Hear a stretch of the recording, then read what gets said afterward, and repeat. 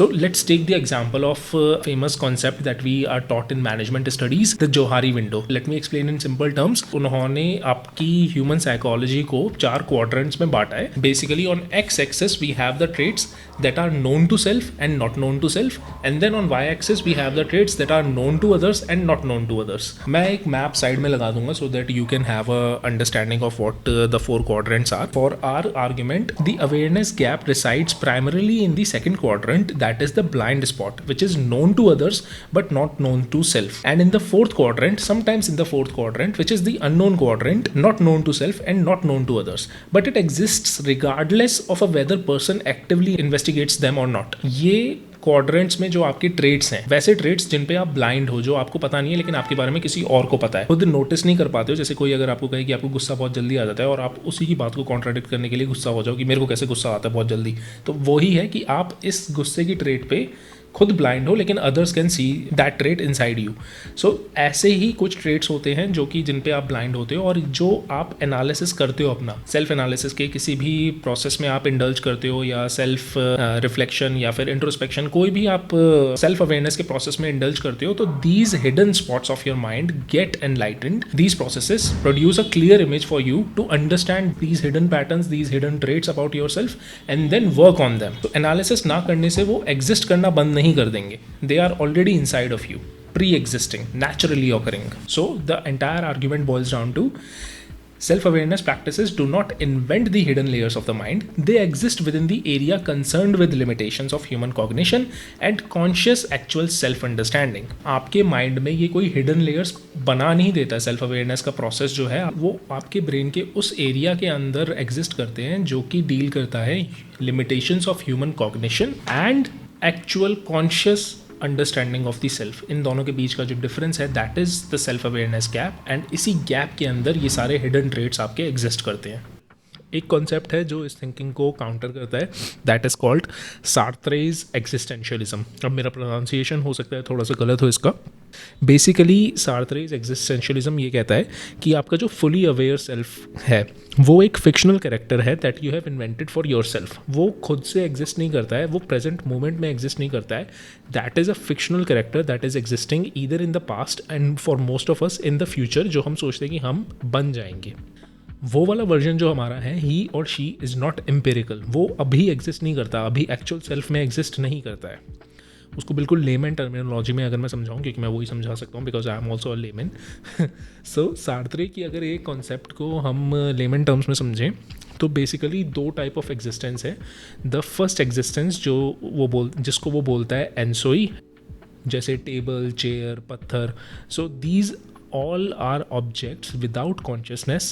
They exist without any consciousness, without no self-reflection, without any kind of gap between what they look like and what they actually are. अगर एक पत्थर दिख रहा है तो वो पत्थर ही है, अगर एक टेबल दिख रही है तो वो टेबल ही है. That's it. उसका एग्जिस्टेंस उतना ही है, उसको एक्स्ट्रा डेफिनेशन या कॉन्शियसनेस की ज़रूरत नहीं है. And then the other existence is what he called pour soi. Pour soi एक नदी के बहाव की तरह है जिसमें ह्यूमन कॉन्शियसनेस उसने डाला. That human consciousness is perpetually incomplete, perpetually flowing like a river. तो उसको जब हम सेल्फ एग्जिस्टेंस की एक्सरसाइज में ढालने की कोशिश करते हैं, इट्स लाइक हम नदी के फ़्लो को रोक रहे हैं. अगर हमने नदी के फ़्लो को ही रोक दिया तो हम उसका वैसा एनालिसिस कर ही नहीं पाएंगे जैसा वो फ्लो स्टेट में होती है. और जो आपका जो ये फुली सेल्फ अवेयर सेल्फ है, जो आपका ये फुली सेल्फ अवेयर वर्जन है, वो एक तरीके से पोरसोई और एनसोई का मिक्सचर है. And these to existence can not mix with each other. जो एक ये आइडियल सेल्फ है जो कि हर जगह पे आपसे बेटर है, हर एस्पेक्ट में कंप्लीट है, एक फुली डिटरमिन्ड वर्जन है आपका, वो कॉम्बिनेशन है एनसोई और पोरसोई का. And these two entities remain separate from each other throughout their lifetime. They can not mix together. So उसने ये सेल्फ एग्जिस्टेंस के फुली सेल्फ अवेयर सेल्फ को, उस वर्जन को ही एक फिक्शनल कैरेक्टर बताया है जो कि कभी आप हासिल कर ही नहीं सकते, वो रियलिटी में एग्जिस्ट ही नहीं करता है. जब एक्सटर्नल फैक्टर्स आपके दिमाग में एक सीड पैदा कर देते हैं to chase this fictional character, then you get into the idea कि मुझे ये फिक्शनल कैरेक्टर पाना है. And then in that journey you engage yourself in the exercises like introspection and self-reflection, and the struggle that you encounter, that is the manifestation itself of the awareness gap in the first place. It's like you're chasing a fictional ghost which doesn't exist, and then you're trying to grab it, and since it doesn't exist, it's fictional, you cannot grab it, and since you're trying to do it again and again, आपके दिमाग में एक frustration create हो रही है. वो frustration ही self awareness gap है, जो कि एग्जिस्ट ही नहीं करती है, बट आपके माइंड में एक सीड प्लांट कर दिया गया है, और अब आप एफर्ट कर रहे हो एक ऐसी चीज़ को पाने के लिए जो एग्जिस्ट ही नहीं करती है, और उसके लिए आपके मन में फ्रस्ट्रेशन जनरेट हो रही है, और वो फ्रस्ट्रेशन सेल्फ अवेयरनेस गैप का ही मैनिफेस्टेशन है. इसमें एक और एग्जांपल आता है कार्ल जंग की शैडो थ्योरी का, कि हर एक पर्सन की साइकी में कुछ ऐसे पार्ट्स या ऐसे ट्रेट्स होते हैं जो कि जिनके बारे में उस पर्सन को पूरी तरीके से पता नहीं होता, या फिर या तो पूरी तरीके से पता नहीं होता या कम्प्लीटली वो ब्लाइंड होता है इन पार्ट्स को लेके. ये जो हिडन पार्ट्स हैं ये आपके फियर हो सकते हैं, आपकी इनसिक्योरिटीज़ हो सकती हैं, आपकी सोशल कॉन्ट्राडिक्शंस हो सकते हैं. और जब आप फिलॉसफी पढ़ते हो या थेरेपी में जाते हो, किसी भी सेल्फ एनालिसिस की प्रैक्टिस में आप एंगेज करते हो, तो ये मिराक्युलसली अपीयर नहीं हो जाते. वो तो वहाँ पे पहले से ही थे, बट उन पे एक लाइट डाल दी जाती है. इट्स लाइक आप एक अंधेरे भरे पाथ पे चल रहे हो जो कि आपका एक हिडन एरिया है, एंड देन आपके हाथ में सेल्फ अवेयरनेस के थ्रू एक फ्लैश लाइट दे दी जाती है, और उस फ्लैश लाइट के जरिए आप उस पार्ट पे रोशनी डाल सकते हो एंड देख सकते हो कि मैं कहाँ जा रहा हूँ. सो ये जो पार्ट्स होते हैं इसकी कार्ल जंग की शैडो थ्योरी में, ये जो आपके हिडन पार्ट्स हैं जो कि आपके ब्रेन में मौजूद हैं लेकिन आपको पता नहीं है इनके बारे में, ये क्वाइटली आपके सबकॉन्शियस माइंड से आपके डिसीजंस, आपके रिएक्शंस, आपके बिहेवियर को मॉनिटर करते रहते हैं. Hence the name shadow. They operate you like a shadow. इसकी थ्योरी से हमें ये पता चलता है कि ये जो सेल्फ अवेयरनेस का गैप है, that is a naturally occurring condition of human psychology. कौन आर्ग्यूमेंट इसके अंदर आता है? The self discrepancy theory, basically from the work of psychologist E Tory Higgins. उन्होंने ये बोला कि जो साइकोलॉजिकल फ्रस्ट्रेशन है आपकी, वो आपके हिडन पैरामीटर्स या हिडन ट्रेट्स से एमर्ज होके नहीं आती है, बट वो ओरिजिनेट होती है जब आपके दिमाग में कंपीटिंग स्टैंडर्ड्स बना दिए जाते हैं. इन सिंपल टर्म्स अगर हम इसको एक्सप्लेन करें, ये कहता है कि हम हमेशा अपने प्रेजेंट वर्जन, जो एक्चुअल वर्जन है हमारा, उसको एक इमेजिन्ड वर्जन से अपने हमेशा कंपेयर करते रहते हैं. इसने 3 टाइप के आपके वर्जन्स बताए. दी एक्चुअल सेल्फ, जो आप खुद अभी हो, the currently who you currently are. The ideal self, जो आप सोचते हो कि काश मैं होता, you wish you were. And then the ought self. Ought self is who the society thinks you should be. एक आदर्श बेटा, एक आइडियल हस्बैंड, एक आइडियल डॉटर, एक आइडियल फादर. जो सोसाइटी के वैल्यूज़ और मॉरल्स आइडियल्स हैं, वो सोसाइटी आप पे थोप देती है, एंड देन आपको बोलती है कि आपको ऐसा बनना है, ऐसा परफॉर्म करना है. और ये जो ई टोरी हिगिंस है, ये यही बोलते हैं अपनी थ्योरी में, सेल्फ डिस्क्रिपेंसी थ्योरी जो इनकी है, कि जब जिस मोमेंट में ये एब्स्ट्रैक्ट कॉन्सेप्ट्स, ये एब्स्ट्रैक्ट आइडियल्स आपके ऊपर लगा दिए जाते हैं, थोप दिए जाते हैं, उसी में आपकी सारी फ्रस्ट्रेशन छुपी हुई होती है. वहीं से सब कुछ ओरिजिनेट करता है. A person who was previously functioning normally begins experiencing anxiety, guilt, inadequacy or incompleteness, not because an internal psychological wound was discovered or unveiled, but because they were taught to measure themselves against some fictional internal benchmarks. इससे आपके मन में एक artificial urgency create होती है to constantly audit yourself, to constantly correct yourself, to constantly measure yourself against the imagined ideals of the society and imagined ideals of yours. And this very concept makes the self-awareness gap is a constructed and manufactured phenomenon and not a natural one. It is constructed from constant need for self-evaluation, comparison and introspection.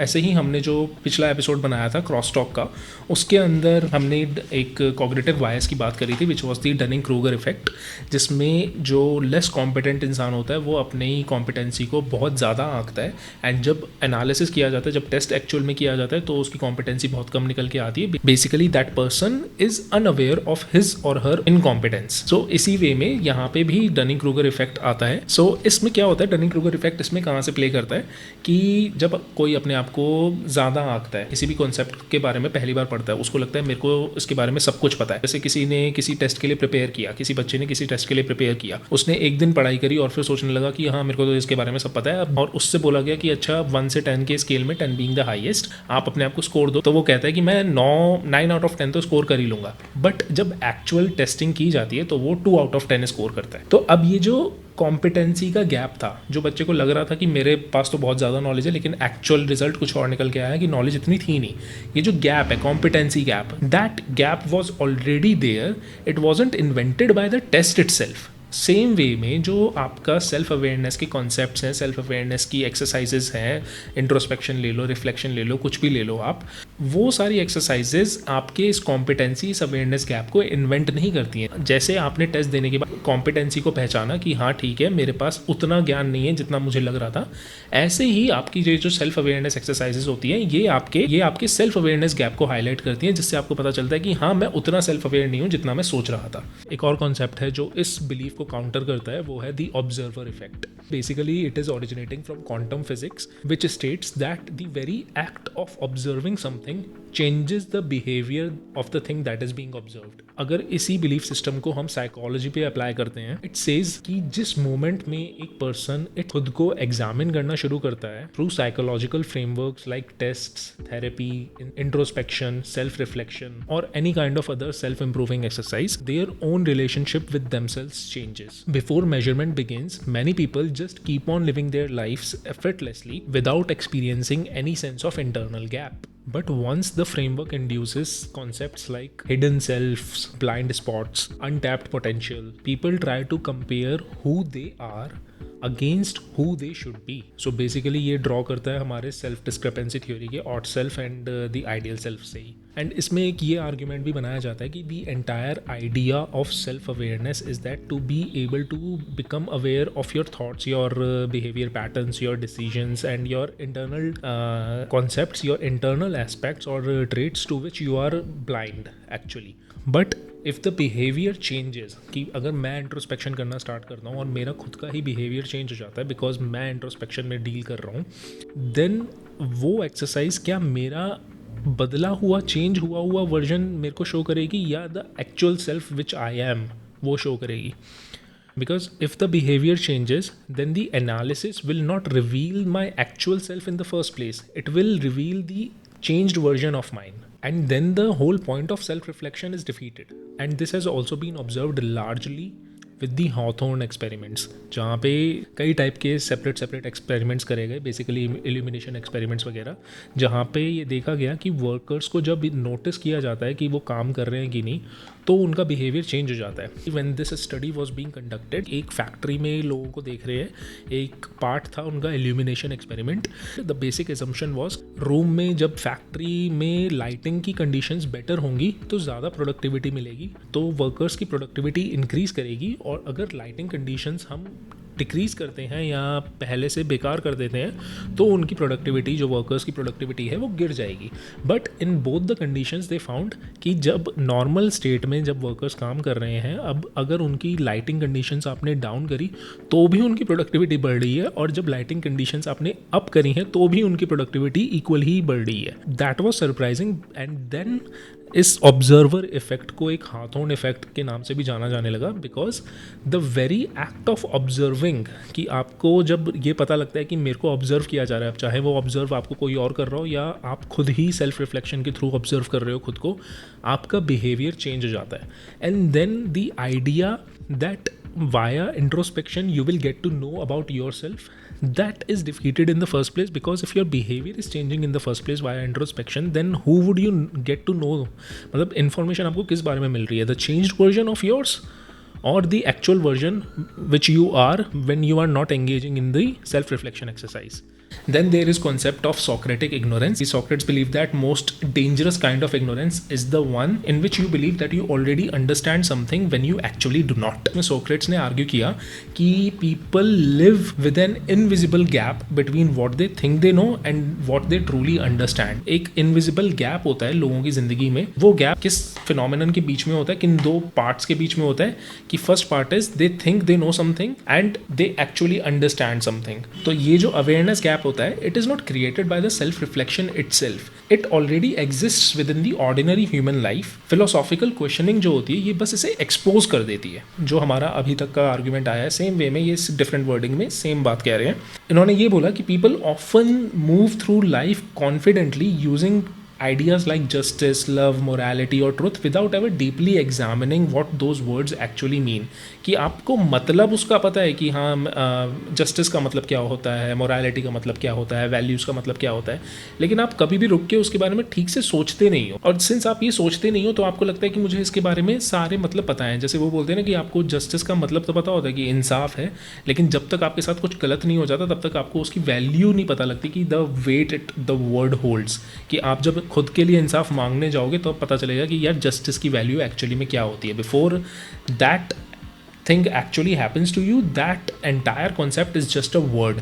इस way में self awareness की exercise जो होती है वो वैसी ही होती है कि आपको उस इवेंट में लाके डाल देती है जहाँ पे आप इन सारे कॉन्सेप्ट्स का डीप मैनर में एनालिसिस कर सको. सो उन्होंने ये बोला the problem is not the ignorance itself, the problem is unconscious ignorance. कि आपको पता ही नहीं है कि आप इग्नोर कर रहे हो इन चीज़ों को. आपको लगता है कि आप अंडरस्टैंड करते हो, बट आपको अंडरस्टैंडिंग इन चीज़ों की नहीं है, एक्चुअल अंडरस्टैंडिंग जो होती है.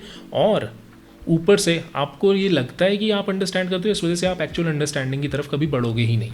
That is Y Socrates considered self examination essential. Not because it creates confusion, but because it reveals the confusion that was already present. अब Socrates से कैसे लड़ा जाए? So the basic idea is that Socrates naturally assumes that humans live in a natural state of ignorance and the philosophical questions just reveal this to them. But basically the arguments against it disagree with it. Socrates के against, इस particular argument के against functional living का concept दिया जाता है. The functional living is basically कि humans unconscious ignorance की बजाय naturally live through functional understanding and not exhaustive self analysis. Basically a farmer can farm, a parent is not to be told कि उनके बच्चों को प्यार करना है. They know mother.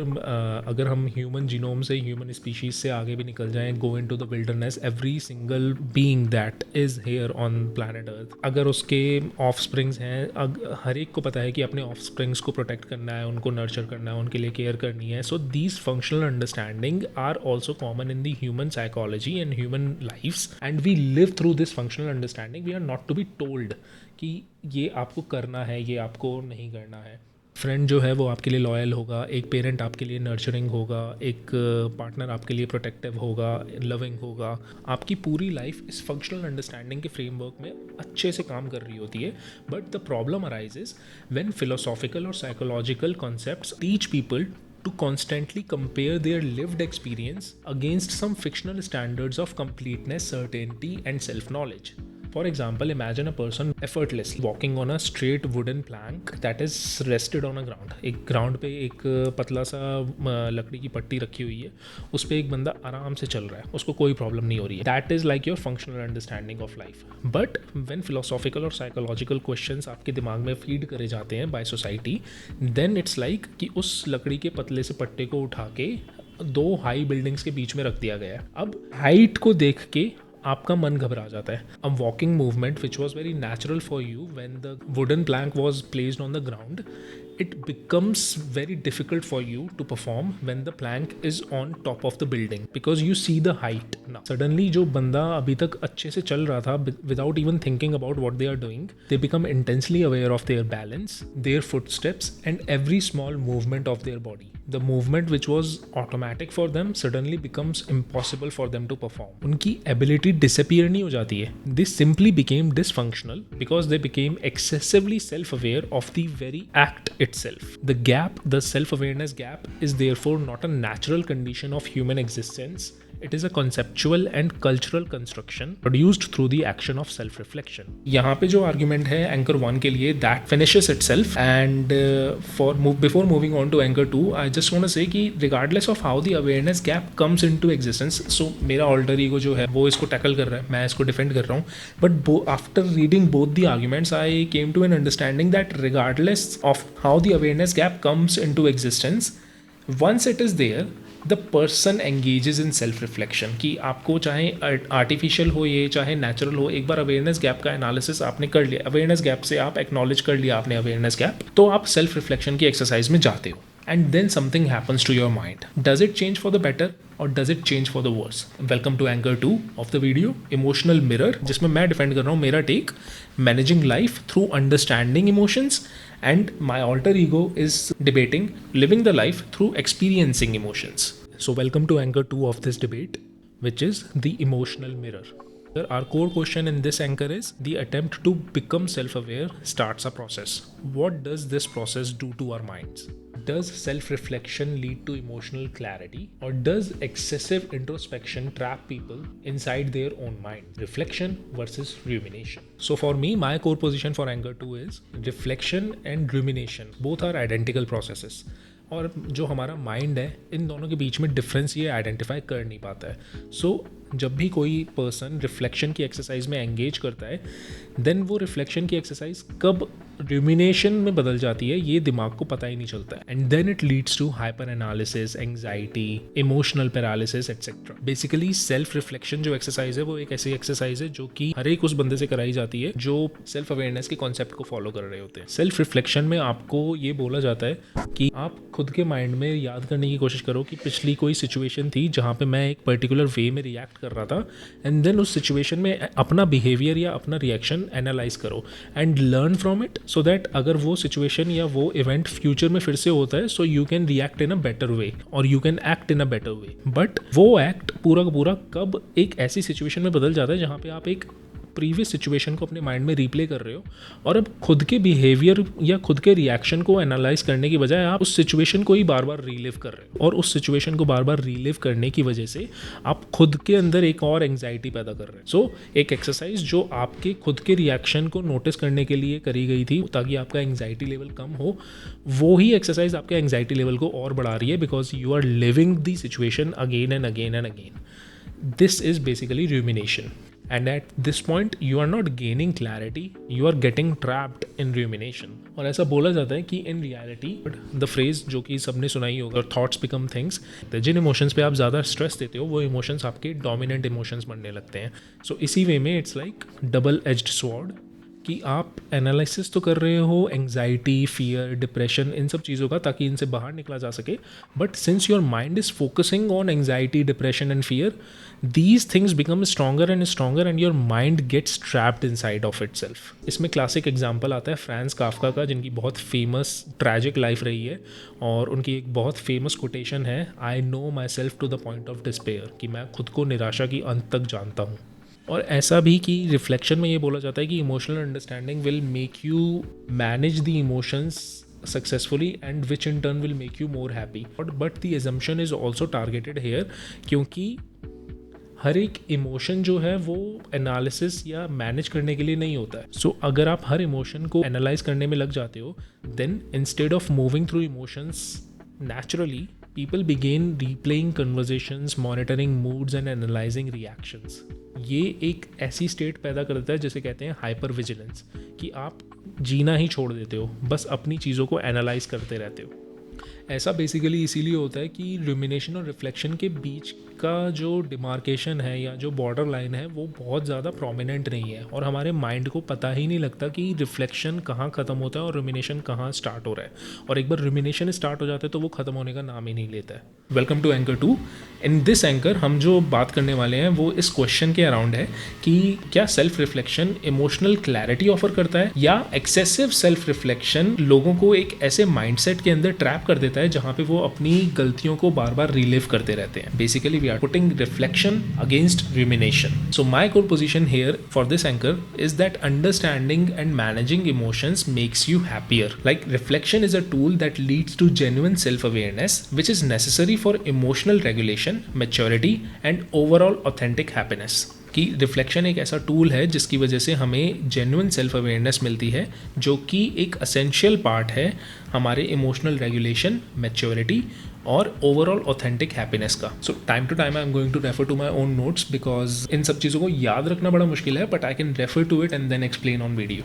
Basically reflection की एक्सरसाइज क्या होती है, वो ही रिफ्लेक्शन के फेवर में पहला आर्ग्यूमेंट बन जाता है कि self awareness when practised as a healthy reflection acts as an emotional mirror. कि जब आप इसे हेल्दी मैनर में प्रैक्टिस करते हो, इस पे पागलों की तरह फोकस नहीं करते हो, जस्ट 5 मिनट्स 10 मिनट्स डेली अगर आप प्रैक्टिस करते हो, तो ये एक इमोशनल मिरर की तरह बन जाता है. It allows the individuals to observe their emotions instead of being unconsciously controlled by them. इससे होता क्या है, ये इंडिविजुअल्स को अलाउ करता है to watch, to look after their emotions, to watch their behaviour patterns and the traits which they are not aware of. And ये जो पैटर्न्स आपको अनकॉन्शियसली कंट्रोल करते हैं, उन सब चीजों से आपको बचाता है, because now you become aware of these patterns, so you do not allow these patterns to unconsciously control you. अगर एक पर्सन जो सेल्फ रिफ्लेक्शन की एक्सरसाइज में बिलीव नहीं करता या पार्टिसिपेट नहीं करता, वो फंक्शनल लेवल पे तो एक सही जिंदगी जी रहा होगा मे बी, लेकिन उसको कभी पता ही नहीं होगा कि ऐसे कौन से ट्रेट्स हैं जो कि उसे अनकॉन्शियस लेवल पे इन्फ्लुएंस कर रहे हैं।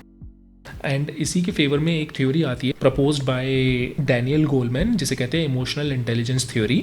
जो लोग अपने इंटरनल इमोशंस को बेटर वे में अंडरस्टैंड करते हैं, वो अपने रिलेशनशिप्स और स्ट्रेस और इम्पल्सेस को बेटर वे में मैनेज भी कर सकते हैं। अच्छा, इसके फेवर में एक और आर्ग्यूमेंट आता है the cognitive behaviour theory. Many emotional disturbances are intensified not merely by external events themselves but are unconscious patterns of interpretation and thought operating beneath awareness. Cognitive behavior theory basically ये कहती है कि हमारे जो emotional reactions होते हैं वो situation dependent नहीं होते, बल्कि सिचुएशन को हम कैसे परसीव कर रहे हैं उस पर डिपेंडेंट होते हैं। That is why two people in the same situation can experience drastically different things because our brain is not reacting to the reality but it is responding to the meaning it assigns to the reality. And ये जो process होता है ये automatic होता है और हमारे लिए unconscious process होता है, so हम unconsciously इसे automatic scale पे बार बार repeat करते रहते हैं।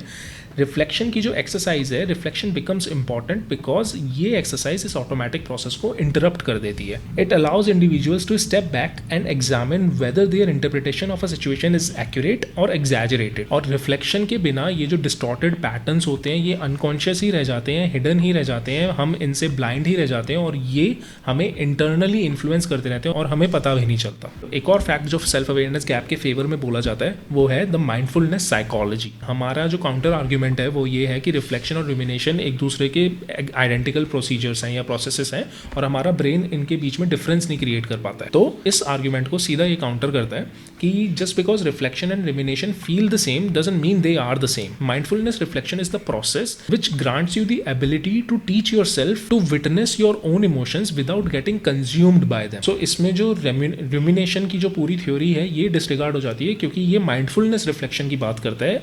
एक रिफ्लेक्शन के पीछे अंधाधुंध पड़े हुए इंसान की बात नहीं, बल्कि जो वही कि आप माइंडफुल होकर रिफ्लेक्ट करना स्टार्ट करते हो, पहले ही अपने आप को ड्रॉ कर लेते हो कि अगर मैं किसी सिचुएशन के बारे में सोच रहा हूँ, उसमें उस सिचुएशन में मैंने कैसे रिएक्ट किया, उस रिएक्शन के बारे में सोचने के लिए उस सिचुएशन के बारे में सोच रहा हूँ, तो आप पहले से ही डिसाइड कर लेते हो कि जैसे ही मेरे पास कोई भी फीलिंग जनरेट होगी उस इमोशन से, तो मैं अपने आप को रोक लूंगा, उस सिचुएशन के बारे में सोचना बंद कर दूंगा। इस वे में जैसे ही आप किसी अनकंफर्टेबल सिचुएशन के बारे में सोच रहे हो जो पास्ट में आपके साथ गुजरी है, जो अपना रिएक्शन नोटिस कर रहे हो और आपके मन में एक अनकंफर्टेबल या नेगेटिव फीलिंग इमर्ज होने लगती है, चाहे गुस्से की या रोने की या किसी की भी, तो that is the point at which reflection is turning into rumination and that is the point where you stop thinking about this. Mindfulness reflection teaches you how to reflect carefully और इसी को एक्सट्रैपोलेट करके mindfulness based stress reduction technique आती है जो कि that was developed by Jon Kabat-Zinn. ये यही बोलते हैं कि ह्यूमन सफरिंग जो होती है वो एक लूप से ट्रिगर होती है। ये लूप कैसा होता है कि आप किसी भी सिचुएशन में आए और आपके नेगेटिव इमोशंस उस सिचुएशन में अराइज कर रहे हैं, आपको एंग्जाइटी आ जाती है।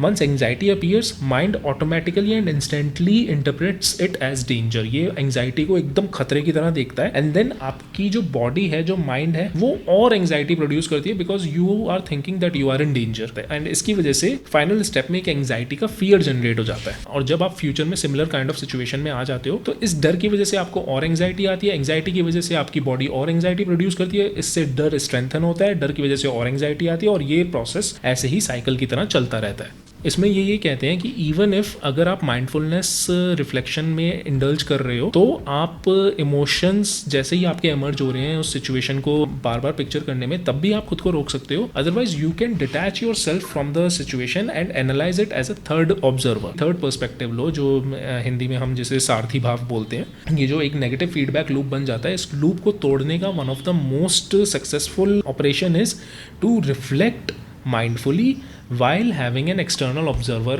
perspective। कि जैसे ही एक्सटर्नल आपने अपने आप को सिचुएशन से डिटैच कर लिया, उसके बाद आपके इमोशंस का कंट्रोल आपके ऊपर रहता नहीं है, कि इमोशंस राइज ही नहीं होंगे because you yourself in your mind know that I am not the one who is in that particular situation which I am reflecting right now, मेरा जो बीइंग है that is different from it, तो आपको उतनी anxiety नहीं feel होती। इसमें एक मेटाकॉग्निटिव थ्योरी का भी एग्जांपल आता है, जिसमें एक एक्सपेरिमेंट किया जा रहा था between some test subjects, but जब टेस्ट सब्जेक्ट्स को बोला गया कि सेल्फ रिफ्लेक्शन की एक्सरसाइज में आप पार्टिसिपेट करो, देन दी एजम्पशन वाज कि वो पार्टिसिपेशन करने के बाद वो अपने आप को ज़्यादा बेहतर पाएंगे या ज़्यादा अच्छे तरीके से कोप अप कर पाएंगे ऐसी सिचुएशंस में। But what they observed was कि जब सेल्फ रिफ्लेक्शन में ज़्यादातर लोग पार्टिसिपेट कर रहे हैं, then these patients, these people are not escaping distorted thinking through reflection, they were instead rehearsing it. So वही रूमिनेशन वाला कॉन्सेप्ट इसके अंदर आ जाता है कि the act of constantly identifying, analysing and examining the negative thought patterns, many times the self reflection exercise strengthened these things. So basically जो एक tool था जो ऐसी थिंकिंग को इंटरप्ट करने के लिए डिज़ाइन किया गया था, वही टूल ऐसी थिंकिंग को और प्रमोट कर रहा था और डीपली आपके अंदर इनकलकेट कर रहा था। और एक और सोशियोलॉजिकल कॉन्ट्रडिक्शन है जो इस बिलीफ को और भी ज़्यादा स्ट्रेंथन करता है कि जो societies therapy culture, self reflection, introspection जैसी एक्सरसाइजेस को प्रमोट करते हैं, उन्हीं सोसाइटीज़ के अंदर एंग्जाइटी, डिप्रेशन, इमोशनल बर्नआउट के केसेस सबसे ज़्यादा रिपोर्ट किए जाते हैं। ऐसा WHO, वर्ल्ड हेल्थ ऑर्गेनाइजेशन के मेंटल हेल्थ ट्रेंड्स का कहना है। Hyper reflexivity theory also says that emotional resilience is important, but it is not always reached through introspection और self reflection.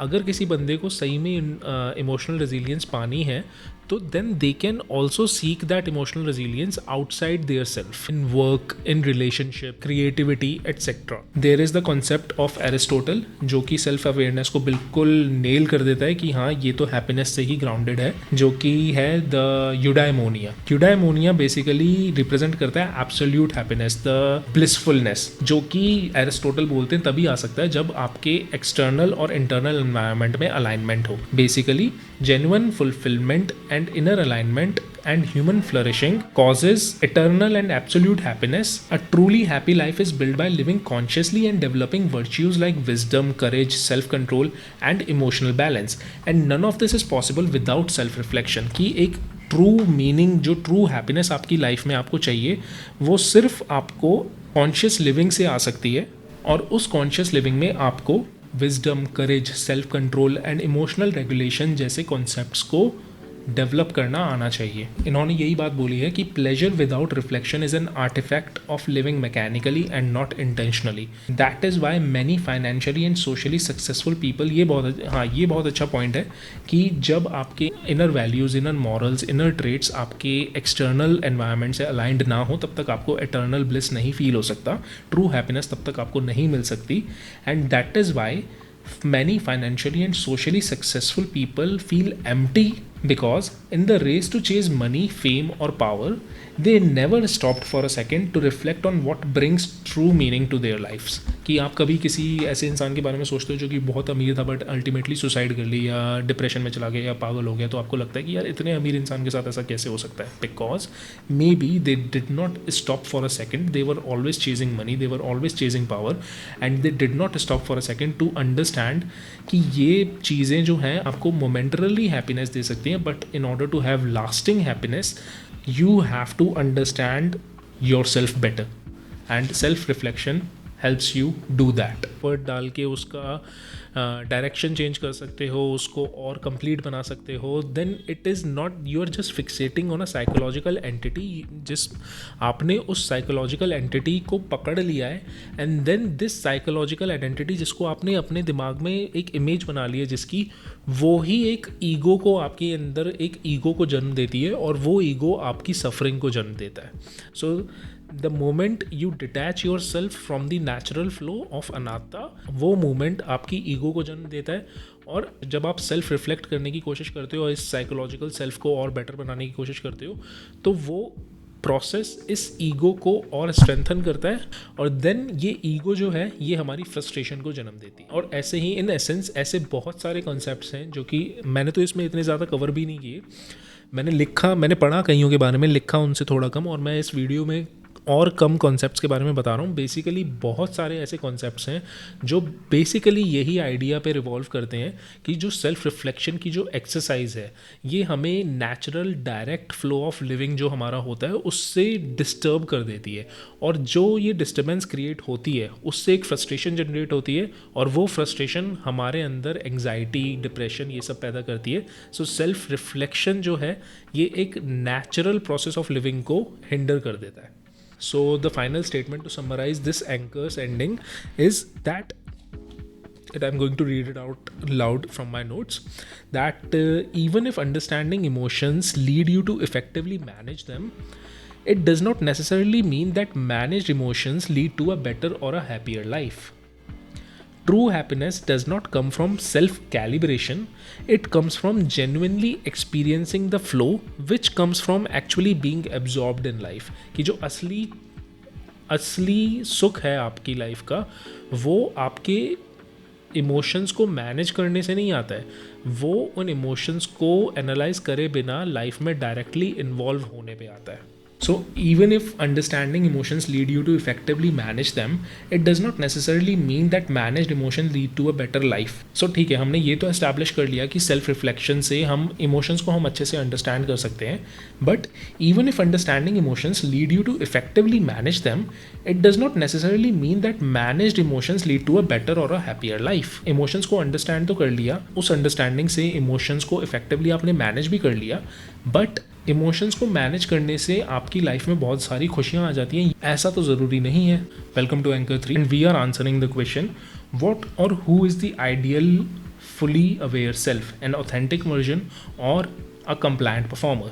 Does self-awareness help us become authentic to ourselves, और does it turn the self into a constant performer? So मेरा जो take है इसके अंदर वो ये है कि self awareness can bring a person closer to its authentic self when motives, habits and contradictions are seen clearly. Action can be aligned with values instead of impulse और सोशल प्रेशर। कि जब आप अपने मोटिव्स, अपनी habits, अपने emotions को clearly देखते हो तो आपके एक्शंस भी उन्हीं मोटिव्स, उन्हीं वैल्यूज, उन्हीं हैबिट्स के साथ अलाइंड होते हैं, instead of getting aligned with your unconscious habits और emotions which you do not know about. And that kind of congruence, ये जो congruence आती है आपके internal emotions, internal belief system और external actions में, ये जो congruence आती है self awareness की वजह से, ये आपको true happiness लाके देती है।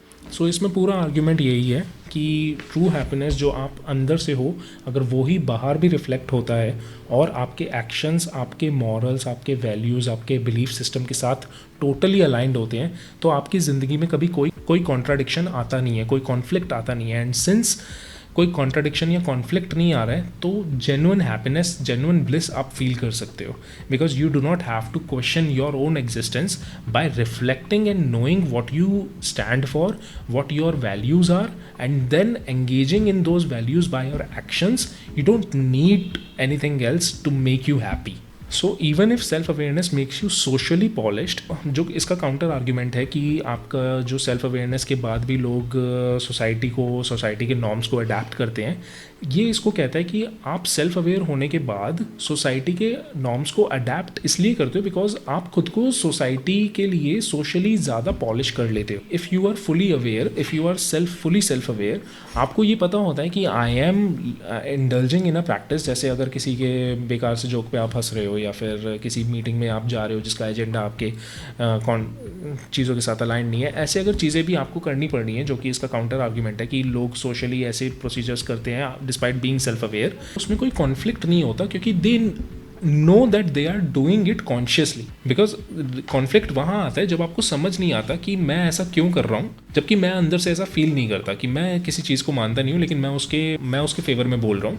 तो ऐसी सिचुएशंस में कॉन्फ्लिक्ट वहाँ अराइज होता है जहाँ आपको इस बारे में पता नहीं होता। But when you actively know that you do not subscribe to a certain notion, but then for some reason you are indulging in that notion because of social pressure और something, you do not allow it to get heavy on your mind because you are already enlightened. तो ये मेरे पे हावी नहीं होगा, मैं ऐसे हावी होने ही नहीं दूंगा। because I know it. And then we come to our anchor 3, which is authenticity or performance. And I'm going to refer straight up from my notes here because उससे मुझे थोड़ा सा confidence ज़्यादा मिलता है while articulating. Basic question that we are tackling here is, does self-awareness help us become more authentic to ourselves, or does it turn into a constant performance? अब constant performance हम यहाँ पे किस लिए बोल रहे हैं is because the core question is, what or who is the ideal fully aware self? An authentic version और अ कंप्लायंट परफॉर्मर. अब हम परफॉर्मर उसको इसलिए बोल रहे हैं, जो कि मेरा कोर पोजिशन है, is that self awareness can sometimes make people over think. Instead of simply living, they start constantly watching and analysing how they speak, react and behave. मतलब फॉर एग्जाम्पल, अगर मैं इस वीडियो को record करते हुए भी अपना हर एक छोटे से छोटा मूवमेंट वॉच करने लगूँ, एनालिसिस करने लगूँ उसका, तो मैं कभी वीडियो रिकॉर्ड कर ही नहीं पाऊंगा. Somewhere down the line I have to engage in the process of recording the video without even thinking about the subtle movements that are associated with my body or anything, so that I can engage into the process of articulating my thoughts better.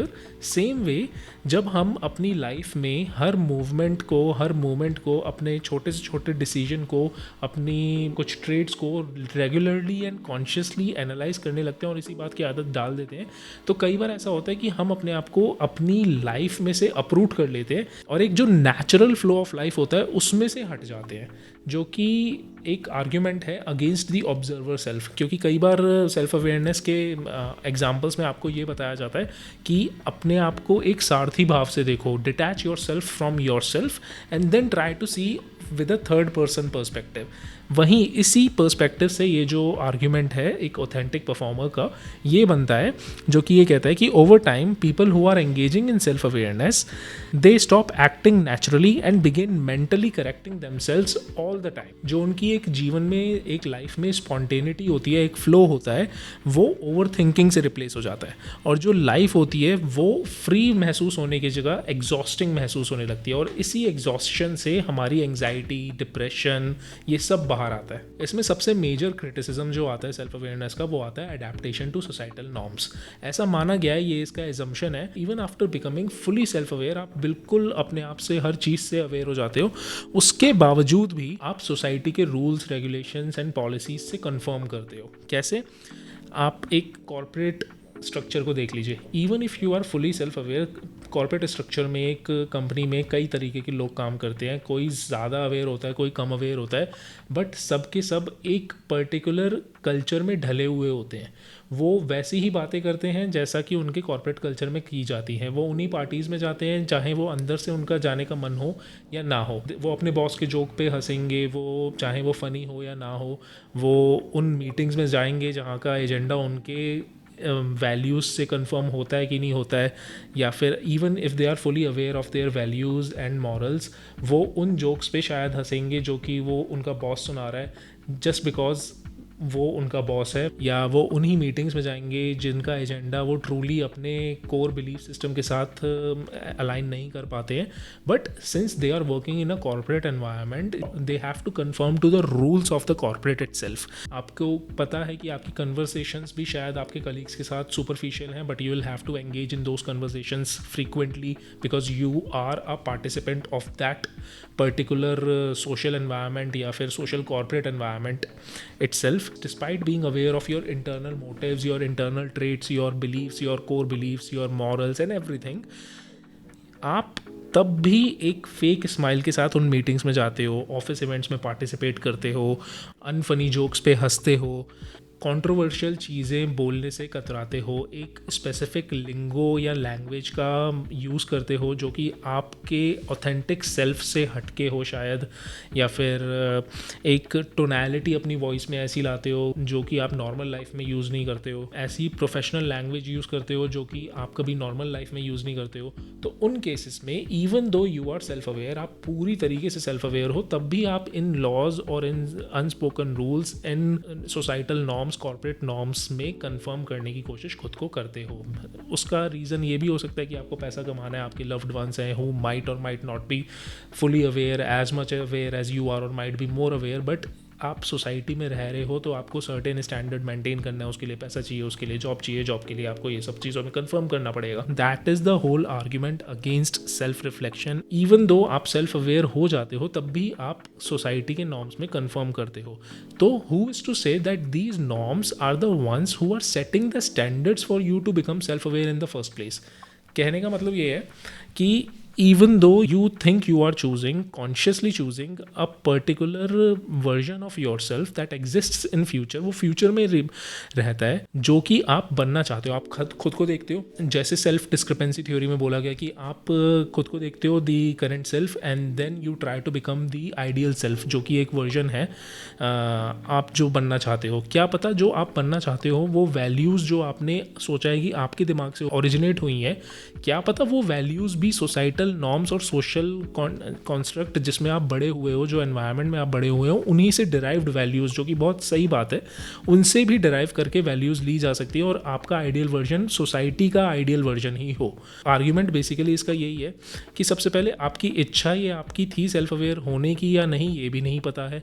दूसरा, self aware का जो fully self aware जो आपका version है, किन grounds पे self aware आप मानते हो उसको, वो वर्जन किन ग्राउंड्स पे, किन स्टैंडर्ड्स पे सेल्फ अवेयर आप कंसिडर करते हो, वो स्टैंडर्ड्स भी हो सकता है सोसाइटी ने सेट करे हो.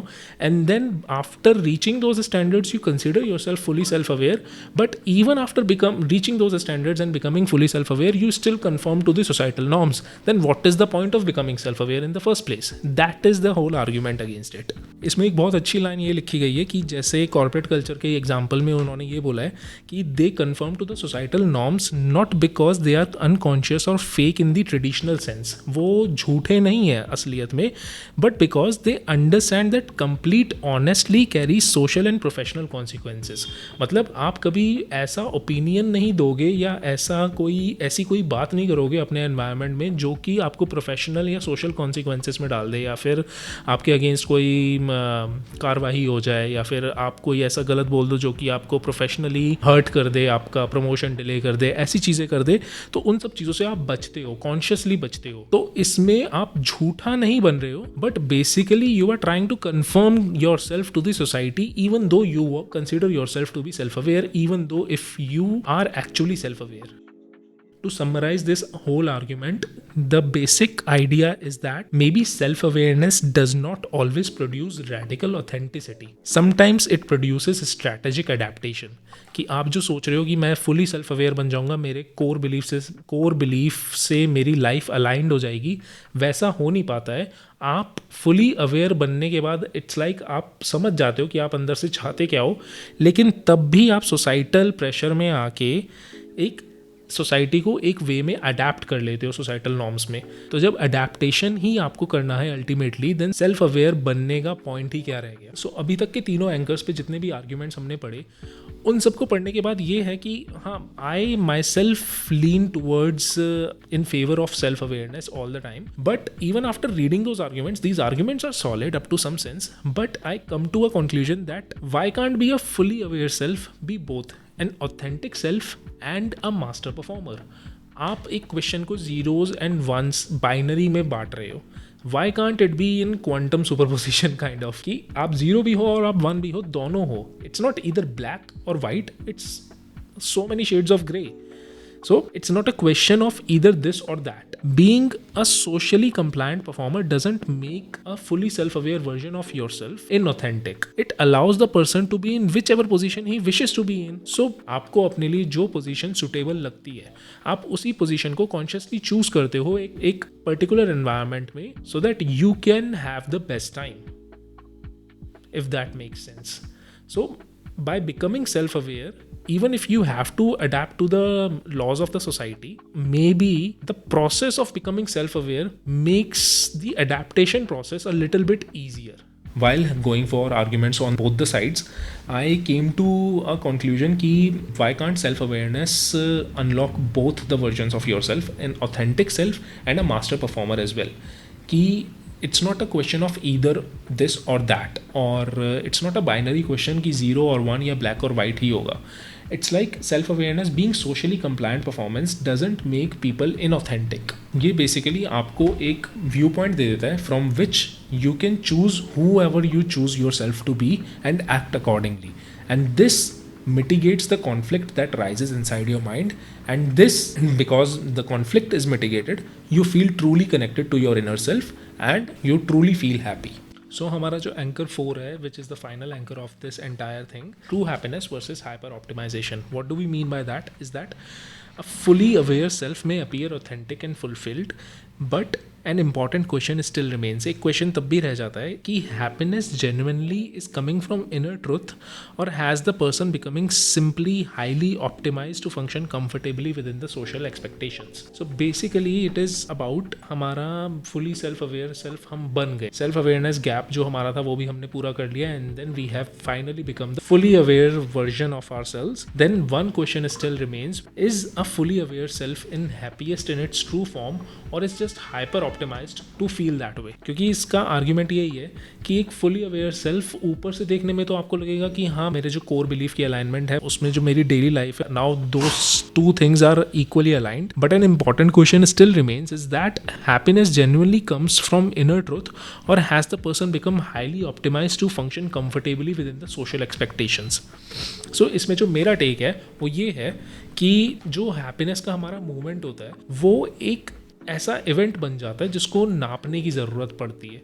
जब आप फुली अवेयर सेल्फ हो जाते हो, सेल्फ अवेयरनेस के किसी भी पैरामीटर पे इंट्रोस्पेक्ट करते हो, तो आप के लिए जो एक हैप्पी मोमेंट होता है वो आपका एक ऐसा इवेंट बन जाता है जिसको नापने की ज़रूरत पड़ती है कि the moment of happiness becomes something to be measured, compared and improved upon. It stops being lived and starts being managed. ये सेम आर्ग्यूमेंट है जो हमने पिछले एंकर में भी पढ़ा है कि हमें लाइफ में से एक डिटैच्ड वर्जन बोला जाता है कि अब थर्ड पर्सन के पर्सपेक्टिव से हम खुद की लाइफ को देख सकते हैं, but that third person perspective somehow detaches us from the normal flow of life, and वो जो है एक लिव्ड एक्सपीरियंस, जो एक ऑथेंटिक एक्सपीरियंस लाइफ का होता है, वो शायद कहीं ना कहीं हिंडर हो जाता है सेल्फ अवेयरनेस से. So the last thing that I have wrote for my take is self awareness then turns into a dashboard of deficits. Instead of the inner peace that you were promised, people get constant calibration कि वो खुद को हमेशा हर moment में, हर situation में, अपने हर reaction को, अपने एक्शन को, सब चीज़ों को हमेशा हर सेकंड एनालाइज करते रहते हैं कि मैं सेल्फ अवेयर हूँ कि नहीं, मैंने ढंग से रिएक्ट किया कि नहीं, इस पर्टिकुलर सिचुएशन में मेरा बेस्ट रिस्पॉन्स क्या हो सकता था. And that basically makes you aware of the deficits that you hold, but as we have already established that these deficits only came into existence when self awareness exercise came into picture. इससे पहले वो deficit आपको दिख नहीं रहे थे. अब self awareness exercise ने आपको deficits के डैशबोर्ड में लाके खड़ा कर दिया है, एंड इसका रिएक्शन क्या है जब आप इस deficit को देखते हो और उसको ओवरकम करने की कोशिश करते हो, तो वो आपको एक कॉन्स्टेंट कैलिब्रेशन वाली फीलिंग देता है कि जैसे कि इंस्ट्रूमेंट होता है ना जिसको हमेशा कैलिब्रेट करते रहते हैं हम ताकि वो बेस्ट टू बेस्ट रिजल्ट दे. तो वो उसमें आपकी एक जो ह्यूमन की लाइफ है, जो कि एक फ्री फॉल, एक पूरा कॉन्सेप्ट, एक जो नदी के फ्लो की तरह बोला गया है, जो सार्थरेज एक्सिस्टेंशियलिज्म और हमारा बुद्धिस्ट अनाता के अंदर भी हमने डिस्कस किया, वो वाला जो फ्री फ्लो है, फ्रीडम वाला फ्लो है एक ऑथेंटिक लाइफ का, वो कहीं ना कहीं हमसे छिन जाता है. Then we enter into our final anchor which is true happiness versus hyper optimization. I'm going to read the argument. A fully aware self may appear authentic and fulfilled. Is that happiness genuinely coming from inner truth, or has the person simply become highly optimized to function comfortably within the social structure? कि आप सच में अच्छे से खुश हो, truly happy हो, या फिर आपको सोसाइटी के स्टैंडर्ड्स ने हाईली ऑप्टिमाइज कर दिया to feel that way. So मेरा जो कोर पोजीशन है इसमें वो है self awareness can support a deeper, more stable form of happiness. It helps people understand what matters to them, which reduces self betrayal and strengthens relationship meaning and inner coherence. ये बेसिकली वही argument है कि आप खुद को अच्छे से जानते हो तो आपके कॉन्फ्लिक्ट्स खत्म हो जाते हैं because your actions are always aligned with your belief system and emotions. And since ये कॉन्फ्लिक्ट और बिट्रेयल, सेल्फ बिट्रेयल खत्म हो जाता है तो आपको इनर कोहेरेंस मिलता है एंड इनर कॉन्ग्रुएंसी मिलती है between your actions and your values, and that makes you happier. इसमें जेनिफर क्रॉकर की एक स्टडी है जिसको कोट करते हैं कि जिसमें ये बेसिकली बताते हैं कि वो लोग जिनकी सेल्फ वर्थ एक्सटर्नल एनवायरनमेंट पे डिपेंडेंट है वो जनरली अपनी लाइफ में कम सेटिस्फाइड रहते हैं as compare to people whose self worth is dependent upon their internal environment. कि उनको जो लोग अपने इंटरनल एनवायरनमेंट अपने वैल्यूज़ के साथ अलाइंड है उनको एक्सटर्नल वैलिडेशन की नीड ही नहीं होती है। जब लोगों को पता नहीं होता कि उनकी वैल्यूज़ क्या हैं, उनके मॉरल्स क्या हैं, उनके बिलीफ सिस्टम क्या हैं, जबकि सबकॉन्शियसली वो चीज़ें वर्क कर रही होती हैं तो और उनके एक्शंस उनके अनकॉन्शियस बिलीफ सिस्टम के साथ अलाइन नहीं होते हैं तो उनको एक डिससेटिस्फैक्शन होती है। वो डिससेटिस्फैक्शन फ्रस्ट्रेशन में बदलती है और वो फ्रस्ट्रेशन का रूट कॉज समझ में नहीं आता because you do not know what is wrong. When you do not know your inner belief system and your actions contradict that, आपको यही नहीं समझ आता कि आपकी लाइफ में गलत क्या चल रहा है, why are you getting frustrated and dissatisfied.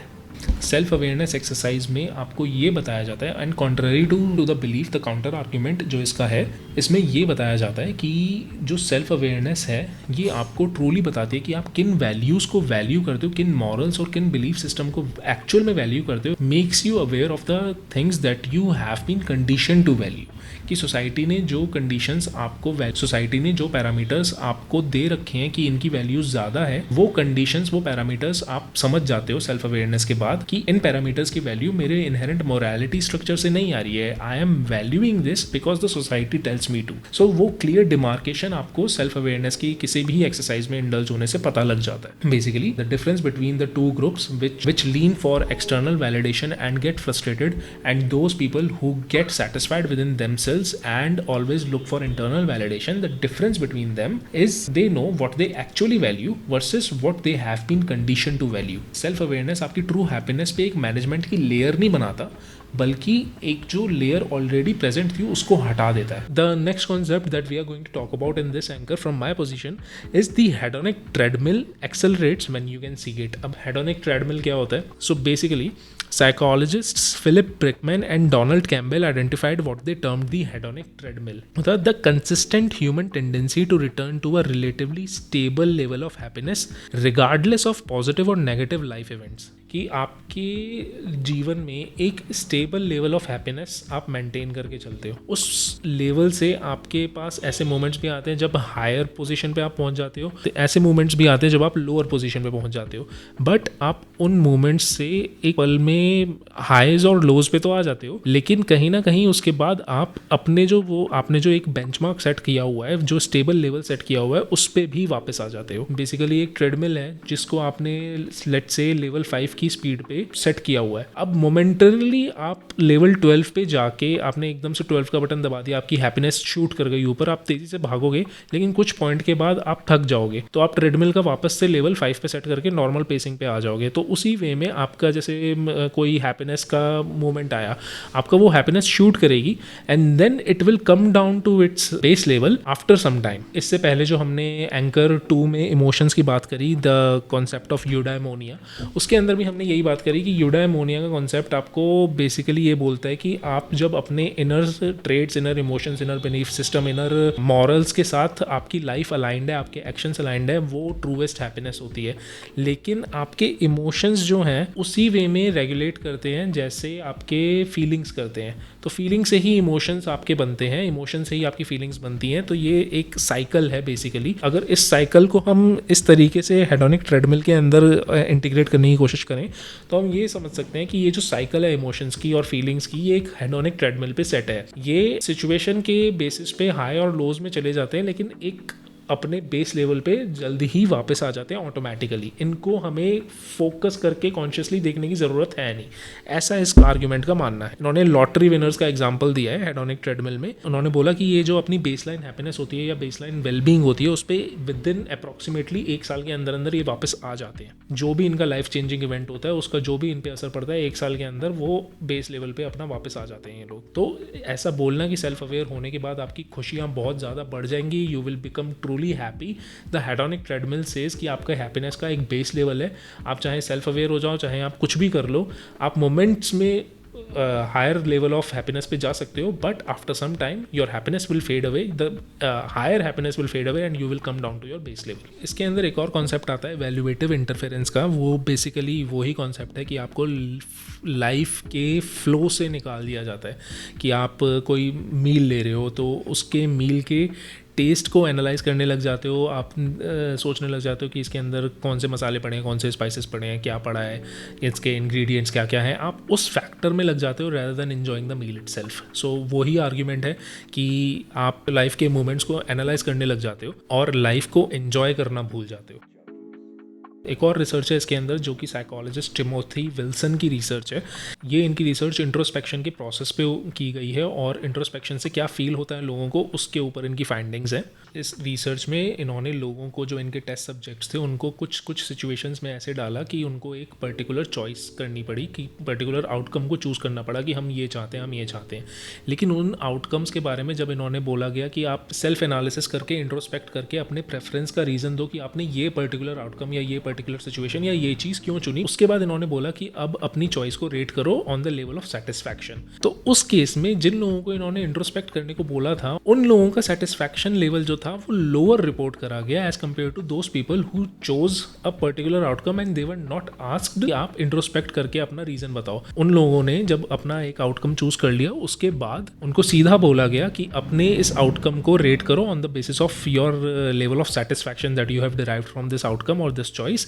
तो उन लोगों ने ज़्यादा सेटिस्फैक्शन रिपोर्ट करी as compare to those people जिन्होंने इंट्रोस्पेक्ट करके अपना रीजन डिफाइन किया था। And the findings of that research were significant in sense कि people who engaged in the exercise of introspection reported lower satisfaction with their choices than people who simply chose without any analysis. The introspection did not deepen the experience. उनको introspect करने के बाद उनकी satisfaction level, जो कि मेरे ख्याल से बढ़नी चाहिए थी to give them more happiness because they introspected, वो घट गई। introspection ने उनकी choice की satisfaction को dilute कर दिया। self awareness applied to happiness is not a compass, it's interference. इसका क्या मतलब है कि जब self awareness को आप हैप्पीनेस के कॉन्सेप्ट के ऊपर लगाते हो तो वो एक कंपास की तरह आपको हैप्पीनेस की तरफ पॉइंट आउट नहीं करता है, बल्कि एक जो हैप्पीनेस ऑलरेडी थी उसको इंटरफेयर करके डाइल्यूट कर देता है। इसमें जो मेरे काउंटर पार्ट का जो कंसर्न है, इसका काउंटर आर्ग्यूमेंट है कि सेल्फ अवेयरनेस से आपको कन्फ्यूजन और फ्रस्ट्रेशन मिलती है। वो बेसिकली इल फाउंडेड है बिकॉज वो इंस्ट्रूमेंट को मिसयूज ऑफ इंस्ट्रूमेंट के साथ कन्फ्यूज़ कर रहा है कि self awareness is not like a compass that is pointing in random directions. Self awareness आपको एक कंपास देता है that ensures that the person is moving in the right direction. Like saying कि आप एक हैमर से एक नेल को नेल करने की कोशिश कर रहे हो और वो हैमर आपके अंगूठे पे लग जाता है और अब आप हैमर को दोष दे रहे हो कि यार ये हैमर, ये एक्सरसाइज ही बेकार है। It's not the exercise that is worthless, it's the act in which the exercise was performed. वो ढंग से परफॉर्म नहीं की गई, इस वजह से उसका रिजल्ट आया कि आपका ब्रोकन थंब हो गया। लेकिन अगर वो एक्सरसाइज ढंग से परफॉर्म की जाती तो उसका इंटेंडेड रिजल्ट ही आपको मिलता। तो उस वे में सेल्फ अवेयरनेस से अगर आप रूमिनेशन में चले जाते हो या फिर आपको फ्रस्ट्रेशन होती है, maybe it's not because self awareness is bad within itself, but because the exercises that you are indulging in, you are maybe not doing them in their intended manner. इसमें एक concept इसका भी आता है कि एक self help, self awareness, self reflection, introspection, इन सब चीज़ों की एक इंडस्ट्री बन गई है and this is called the flourishing industry. Then this flourishing industry has turned the inner life into performance matrix. या इसने आपकी लाइफ की वैल्यूज या फिर उनसे कनेक्ट करने की नीड को इतना ज़्यादा ओवर हाइप कर दिया है कि आप जीना छोड़ के उनके अलाइनमेंट में लग जाते हो। Once you see your wellbeing clearly enough to understand it, you can see it clearly enough to find it deficient. कि आप एक बार अपनी वेलबींग को अच्छे से देख लेते हो इंट्रोस्पेक्ट करके, तो आपको एक डेफिशिएंट, वही डैशबोर्ड ऑफ डेफिसिट्स दिखाई देता है और आप यही सोचते हो कि यार मैं अपने इस लेवल को, इस लेवल ऑफ सेटिस्फैक्शन, इस हैप्पीनेस, इस लाइफ एक्सपीरियंस को कैसे बेहतर बनाऊँ, कैसे बड़ा बनाऊँ। जैसे इसमें एक लाइन का एग्जाम्पल दिया जाता है कि अगर एक लाइन खींची हुई है एक पेपर पे, कि मैंने ये पेपर पे एक लाइन खींच दी। अब ये जो एक लाइन है, इसका एग्जिस्टेंस अपने आप में कंप्लीट है। ये स्ट्रेट है, एक पॉइंट से शुरू हो रही है, दूसरे पॉइंट पे जाके ख़त्म हो रही है। Line is always endless, I know, but एक लाइन सेगमेंट है, लाइन सेगमेंट है। एक ये लाइन सेगमेंट है, ये एक पॉइंट पे स्टार्ट हो रहा है, एक पॉइंट पे ख़त्म हो रहा है, स्ट्रेट है, अपने आप में इसका एग्जिस्टेंस कंप्लीट है, इसको कोई ज़रूरत नहीं है सेल्फ एनालिसिस करने की, सेल्फ इंट्रोस्पेक्शन करने की, ये अपने आप में कंप्लीट है। कोई भी इसको, ये अपनी फंक्शनल एरियाज़ में पूरी है अच्छे से, इसको कोई इनकम्प्लीटनेस, कोई डेफिसिट कुछ भी नहीं है, it is perfect in its own existence. But अब अगर मैं बोलूँ कि ये सेल्फ अवेयर हो जाए, this is what self awareness process does to you. इसके सामने एक बड़ी लाइन खींच दी, अब ये लाइन अपने आप इससे छोटी हो गई, इसका एग्जिस्टेंस इससे कम हो गया। अगर ये लाइन को मैं ज़्यादा प्रेशर लगा के खींचूँ तो इसका एग्जिस्टेंस, थोड़ा जो इम्पैक्ट है, मार्किंग है, वो ज़्यादा बढ़ जाएगी।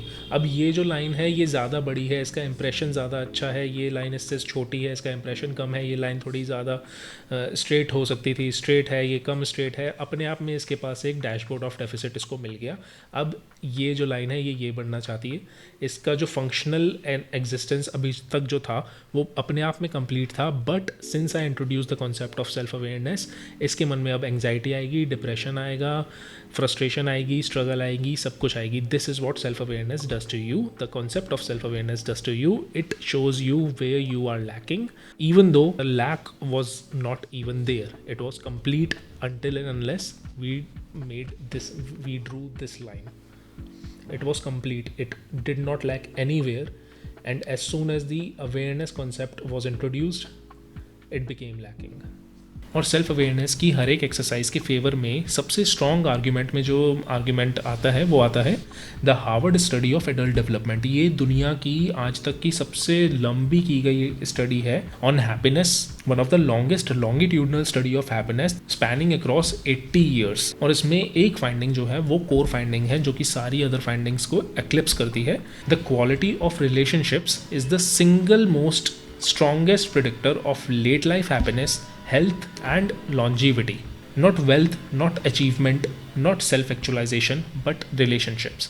And what destroys relationship most consistently? Relationships को क्या चीज़ सबसे ज़्यादा destroy करती है? These are your unconscious patterns. ज़्यादातर लड़ाइयाँ इसी बात पे होती है जिन बातों के लिए आप इंटेंशनली कुछ करना नहीं चाह रहे, बट अनकॉन्शियसली कुछ ऐसा करते हो जिस पे आपकी लड़ाइयाँ हो जाती हैं और इस वजह से रिलेशनशिप्स एंड होती हैं। और जो सेल्फ रिफ्लेक्शन है वो आपको इन अनकॉन्शियस पैटर्न्स को आपके सामने ला के खड़ा कर देता है, so that you can work on them. And since you can work on them, आपके कॉन्फ्लिक्ट्स खत्म हो जाते हैं, आपके खुद के साथ कॉन्फ्लिक्ट्स खत्म हो जाते हैं, आपके दूसरों के साथ कॉन्फ्लिक्ट्स खत्म हो जाते हैं, और उस वजह से आपकी लड़ाइयाँ खत्म हो जाती हैं, आपके रिलेशनशिप्स ज़्यादा लास्ट करते हैं, लॉन्गर लास्ट करते हैं, एंड अल्टीमेटली आपको एक होलिस्टिक हैप्पीनेस मिलती है अपनी ज़िंदगी में। इसी में एक कॉन्सेप्ट और आता है जो कि हम बात कर रहे हैं।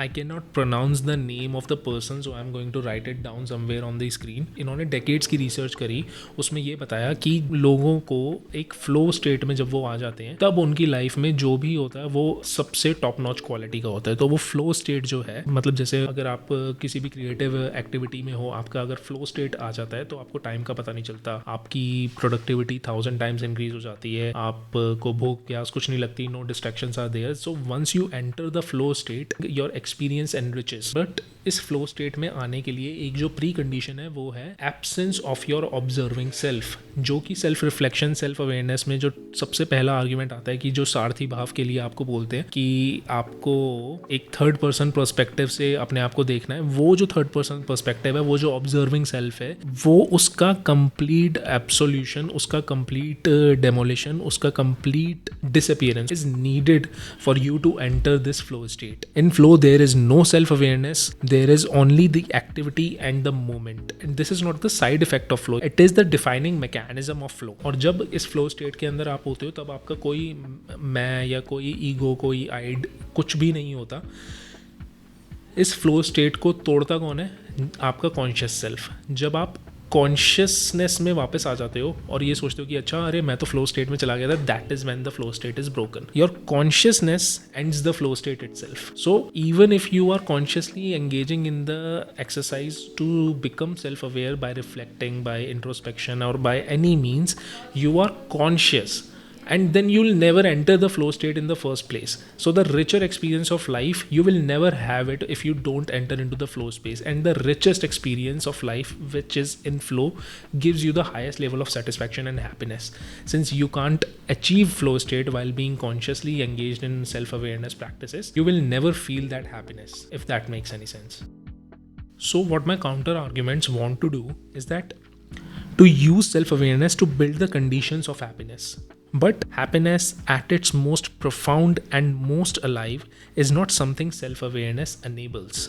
इसको happiness जब अपनी चरम सीमा पे होती है, self-awareness या आत्मचिंतन आपका वो उसको एक्टिवेट नहीं कर रहा है, एनेबल नहीं कर रहा है. It is something self-awareness interrupts. self-awareness उल्टा इस पूरी हैप्पीनेस की पीक जर्नी को इंटरप्ट करती है. आपके इनर पीस के लिए आपको अपने मोमेंट्स में से ऑब्जर्वेशन को हटाना पड़ता है, तभी आपका जो एक फ्लो स्टेट है, एक ऑथेंटिक लिविंग, एक डायरेक्ट लिविंग एक्सपीरियंस है, वो आ पाता है. और उसके बिना आपकी ऑथेंटिक हैप्पीनेस अचीव कर पाना बिल्कुल नामुमकिन है. सो ये पूरे टॉपिक का लास्ट पॉइंट था, लास्ट आर्ग्यूमेंट. मैंने काफ़ी आर्ग्यूमेंट्स छोड़ दिए हैं जो कि मैंने ज़्यादा लिखे थे, but the video was getting longer, so मैंने कई चीज़ों पे बात नहीं करी है. But I think the arguments to both the sides are logical and make some sense to me, but I am still leaning towards self awareness being a good thing. But even if we can not conclude the discussion on a common ground, so I am going to ask you the listener, किस side के arguments आपको ज़्यादा compelling लगे, या कोई ऐसा argument या कोई ऐसा इंटरप्रिटेशन जो मैंने गलत किया हो, या कोई आर्ग्यूमेंट जो मैंने नहीं इसमें पूरे डिस्कशन के अंदर कवर नहीं किया, जो कि मेरी अंडरस्टैंडिंग चेंज कर सकता है या इस पूरे डिस्कशन को एक कॉमन ग्राउंड दे सकता है. Please do mention in the comments. I made this video because this is the essence of Notion Wave. I like to learn through curiosity. I believe true exploration begins from a thought, and thoughts themselves have the power to ignite curiosity inside your mind, and curiosity finally is a necessary precondition of learning.